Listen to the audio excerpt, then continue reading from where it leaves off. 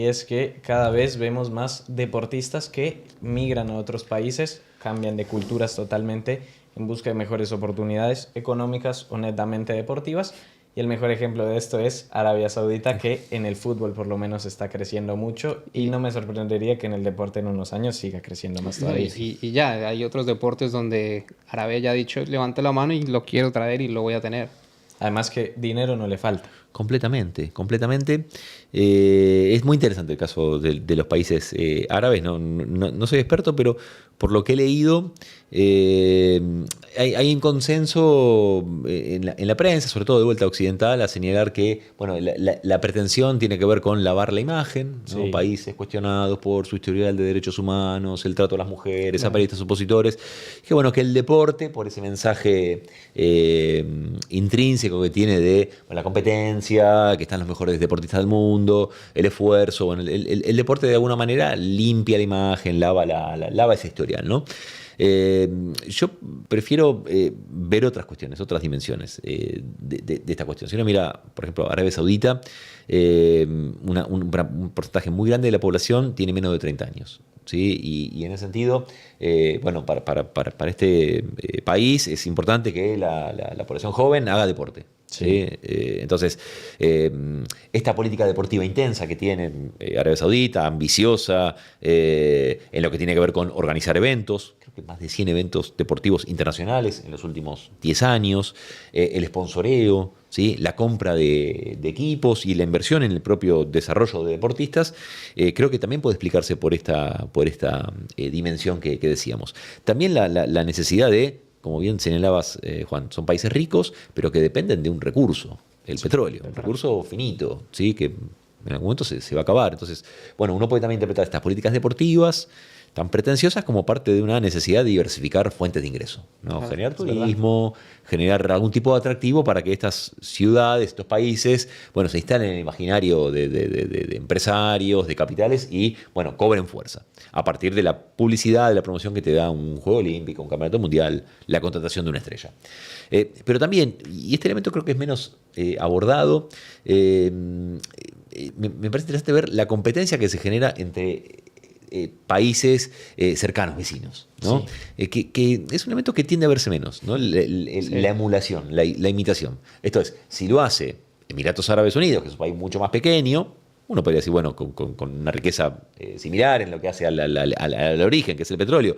Si lo hace Bahrein, si lo hace Qatar, bueno, ¿cómo no lo va a hacer un país mucho más grande, Claro. Arabia Saudita, más poblado, con un territorio más extenso?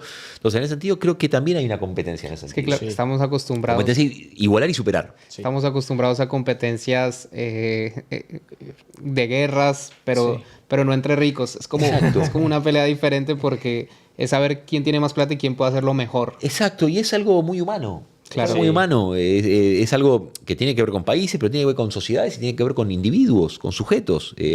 Demostrar superioridad a través de un gasto, de un consumo excesivo. Sí, Por más, yo- por más poco simpático que nos resulte, Sí. es parte de la condición humana. De hecho, en el fútbol lo podemos ver en el Manchester City y el PSG. Completamente. El PSG siendo propiedad Qatar. de Qatar y el de Manchester City de los Emiratos Árabes. Totalmente. Que pelean siempre por quién tiene más dinero y evidentemente eso se ve reflejado en los equipos, quién puede ganar más. Exactamente, entonces no es una cuestión de austeros en ese caso, sino más bien lo contrario, de demostrar grandeza a través del gasto. Y es interesante ver que el ciclo de inversiones al que hacemos referencia lo inicia Arabia Saudita en la década del 70. Arabia Saudita, y esto también tiene que ver con un contexto geopolítico, económico particular, que es la crisis del petróleo de 1973 que genera que estos países del Golfo se vuelvan ricos de un día para el otro, excesivamente Claro. ricos. Eh, con estructuras en donde las rentas no se distribuyen de manera equitativa, pero que genera un excedente de dinero, un flujo de dinero que, entre otras cuestiones, va a bienes de lujo, ¿no? Compra de departamentos muy caros en Londres, en París, importación de bienes de lujo y compras de equipos o patrocinio, como fue el primer caso, me parece, que cobra esta dimensión, que fue cuando en la década del 70 Arabia Saudita invierte invierte en la escudería de automovilismo Williams. ¿Sí? En mediados de los años 70. Que era lo mejor en ese momento. Sí, pero que la inversión de Arabia Saudita genera un salto muy grande a esta escudería y le va a permitir, bueno, ganar, creo que fueron 8 campeonatos mundiales entre 1979 y 1997. Entonces, fue el primer caso de estos jeques ricos invirtiendo en deporte, que después los árabes lo discontinúan en la década del 80 y lo retoma Qatar en 1995, ¿no? Que también... muchas veces estas políticas deportivas van de la mano de la pretensión de modernizar la estructura estatal, ¿no? Claro. Qatar organiza en 1995 el campeonato sub-20. Juan hace un rato hacía referencia al sub-20 femenino en Colombia, el campeonato mundial sub-20 que lo gana Argentina en 1995, y en ese año Qatar también crea la cadena de noticias Al Jazeera. Sí, que es un poco el CNN de Medio Oriente. Entonces, uno ve que en tándem son estos movimientos y tienen que ver con la modernización de la propia estructura de la sociedad, ¿no?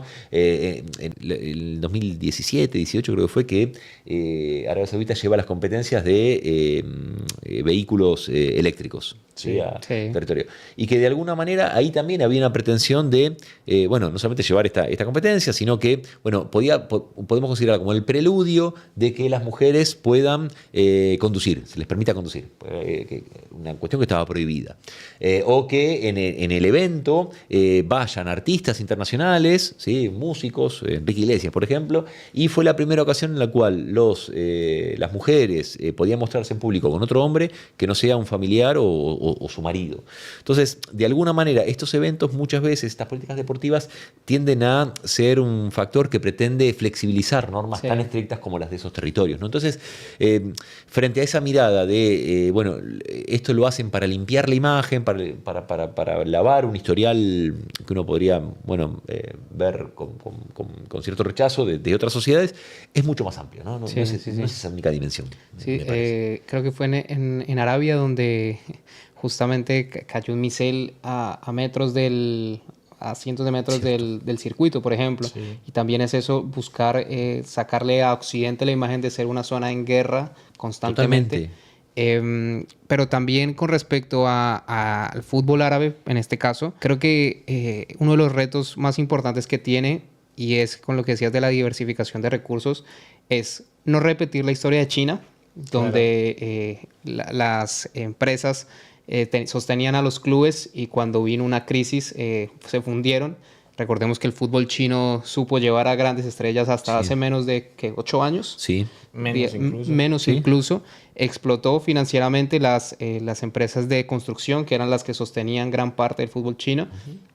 Pero también creo que parte de lo que también busca Arabia es poder copiar a Estados Unidos un poco en cuanto a la sostenibilidad de los clubes. Sí.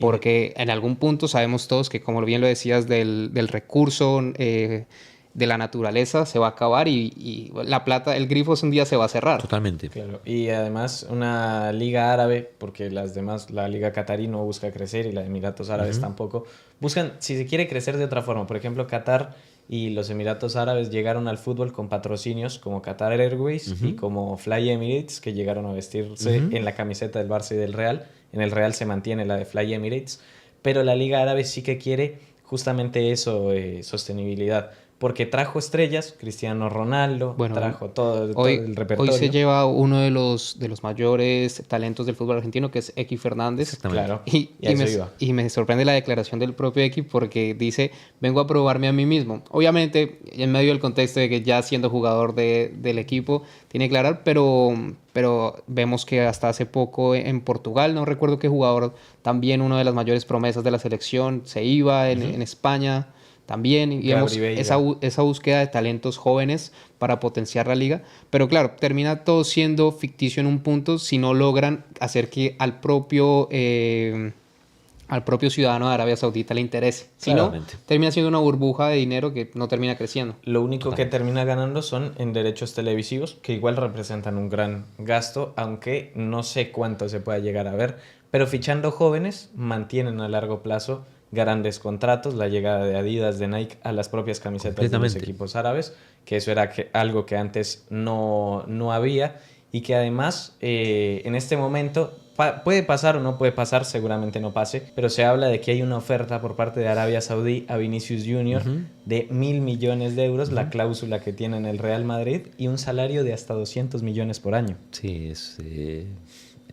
Casi que inimaginable. inimaginable. Un poco. Uno no puede imaginar todo ese dinero junto. Por una persona. Por un jugador. Queremos el estudio de aquí a 3 años.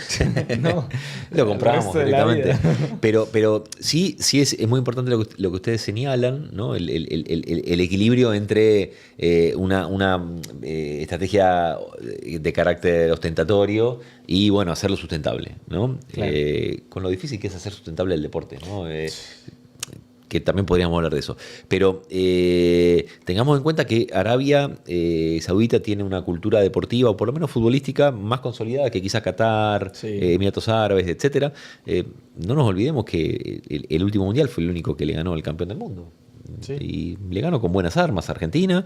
Y viene participando de los últimos, creo que 10 mundiales, no sé si nos jugó 6 o 7 Arabia Saudita. O sea, tiene presencia permanente en los mundiales, en el marco de un fútbol de un continente como el asiático que viene creciendo. Sí. Entonces creo que puede que estas inversiones costosas, bueno, terminen potenciando, no tapando al talento local, sino más bien potenciándolo, porque también llevan entrenadores, no es solamente estrellas en sus últimos años de carrera. Médicos incluso. Médicos, centros Staff. médicos también. Es importante también tener en cuenta esto, que se ofrecen como centros para la recuperación de los atletas, Sí. con tecnología de punta, con médicos de primer nivel. Entonces es una política ambiciosa y en algunos sentidos consistente, ¿no?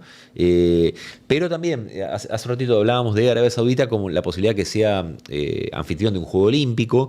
Bueno, en términos olímpicos, el historial, Sí. lo que hace a las medallas es muy pobre.